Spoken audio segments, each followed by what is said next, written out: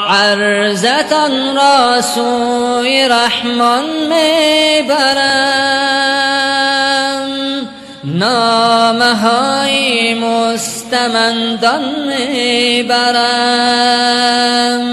ناله های این یتیمان میبرم. الوداع ای ماه رحمت، الوداع، الوداع ای ماه رحمت، الوداع.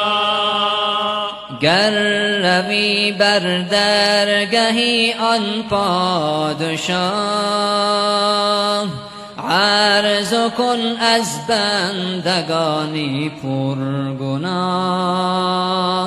لطف بین ما تا نگرد امروز سیاه،